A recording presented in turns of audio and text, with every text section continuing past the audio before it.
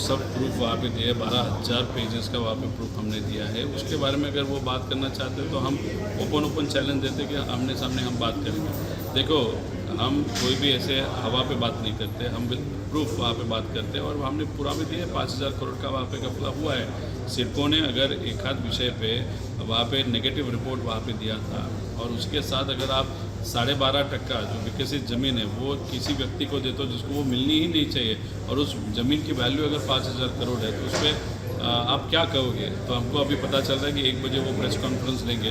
अभी वो press conference कौन से बेसिस पे लेंगे वो हम देखेंगे, उसके क्या प्रूफ उनके पास है, क्योंकि हमारे और बहुत सारे प्रूफ है जो हमने हमारे पास रखेंगे। आगे जाके वो क्या बोलते हैं उस पर डिटेल में बात करेंगे। प्रेस कॉन्फ्रेंस की चीज़ें अलग होती है, ये जो निर्णय होते हैं वो क्लोज डोर में लिए जाते हैं और वो बताने की ज़रूरत नहीं होती। अगर आप देखो उस प्रेस कॉन्फ्रेंस के बाद तेजस्वी यादव जी है और राहुल गांधी जी है, वो अलग अलग मोटरसाइकिल पे बहुत प्यार से उनके कार्यकर्ताओं के साथ, लोगों के साथ वहाँ बाइक चला रहे। इसलिए ये रणनीति है या राजनीति है, वो जो भी है फेस डिसाइड करना लोकली या स्टेट का, वो ऐसे प्रेस कॉन्फ्रेंस में नहीं निर्णय लिए जाते। उसके लिए क्लोज डोर मीटिंग सब पक्ष को विश्वास में लेते हुए की जाती है। देखो, उपराष्ट्रपति जो रहे हैं वो अगर नए उपराष्ट्रपति जब वहाँ पे फॉर्म भरते हैं तब वहाँ पे नहीं आते, वो बहुत अलग पिक्चर वहाँ पे किया जाता है, वहाँ पे क्रिएट हो जाती है। और दूसरी बात, धनखड़ साहब है कहाँ पे? वो जनरली वैसे बहुत मीडिया के सामने या पॉलिटिकली भी बहुत ओपन माइंडेड थे, लेकिन आज अगर आप देखो महीना हो गया वो गायब हो गए।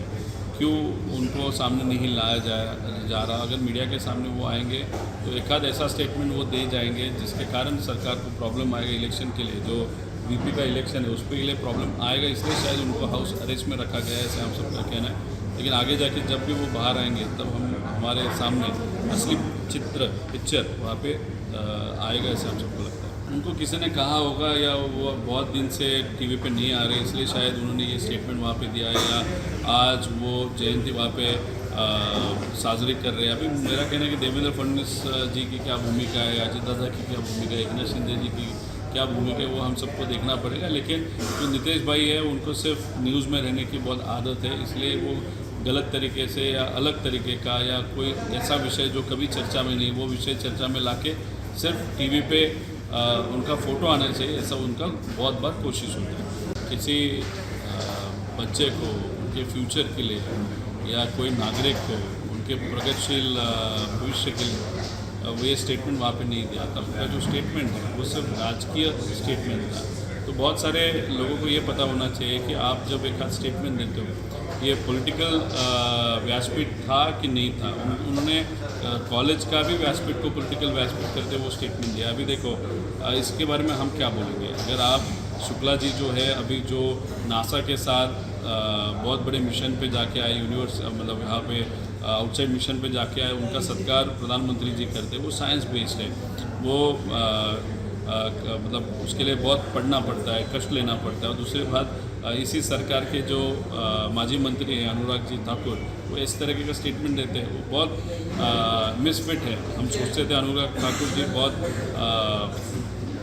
बड़े पढ़ाई के लिए वाले बहुत फ्यूचरिस्टिक नेता है, लेकिन ये स्टेटमेंट देखने के बाद उनका वो जो परसेप्शन है डेफिनेटली वो हैम्पर हुआ है, ऐसे हम सबको लगता है। देखो, अभी बीजेपी के बहुत सारे ऐसा नेता है कि उनके प्रूफ करप्शन के हम सब ने दिए हैं। उनके मित्र पक्ष जो है, जिसमें शिंदे साहब का पार्टी है, अजित दादा का पार्टी है, उसमें हमने करप्शन के बहुत सारे उदाहरण दिए, लेकिन उसके बारे में उनकी बीजेपी की जो सरकार है, उनके नेता उसके बारे में कुछ भी नहीं कर रहे। इसलिए ये जो ज़ीरो टॉलरेंस का विषय जब मोदी साहब बोल रहे हैं वो साफ सही नहीं है, ऐसे मुझे लगता है। उसी के साथ अगर आप देखो, ईडी का एक्ट जब लाया था या ईडी एक विभाग जब निर्माण किया था, वहाँ पे जो भी व्यक्ति करप्शन करता है, बिजनेसमैन हो या कोई नेता हो, उस पर ऊपर कार्रवाई की जाएगी। लेकिन ईडी का अगर रिकॉर्ड देखो, पास रिकॉर्ड देखो, तो 98% जो कार्रवाई हुई थी वो सिर्फ और सिर्फ विरोधकों के ऊपर हुई थी, अपोजिशन पे ऊपर हुई थी। इसलिए उस एक्ट का या उस डिपार्टमेंट का स्वायत्त होने के बाद भी इस्तेमाल पॉलिटिकली बहुत बड़े तरीके से वहाँ पे किया था। इसीलिए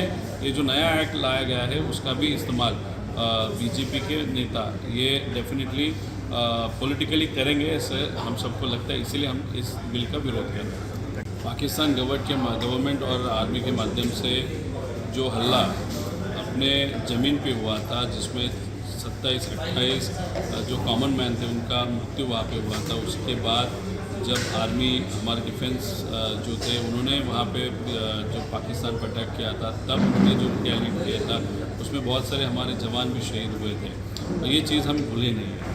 और उसके बाद जब पाकिस्तान का एक जो जनरल है वो जब यूएस जाता है, वो बहुत लो लेवल पे जाके इंडिया के बारे में, इंडिया के डिफेंस के बारे में, आर्मी के बारे में वो बोलता है। ये चीज़ें हम नहीं भूलें। तो हमारी विनती है बीसीसीआई को, ये जो एशिया कप है उसमें हमारी टीम जो पाकिस्तान के साथ खेल रही है, अभी वो सरकार जिस तरीके से बिहेव कर रहा है, पाकिस्तान का सरकार और आर्मी, उसको देखते हुए क्रिकेट में राजनीति नहीं चाहिए, लेकिन ये राजनीति के बहुत आगे गया है विषय। ये अभी हमारी भूमि के स्वाभिमान का विषय अभी बना है, हमारे आर्मी के स्वाभिमान का विषय बना है। इसलिए ये मैच अगर So watching the video, if you like it, please press the like button, share your views in the comment section, and please subscribe to India News TV for more such updates.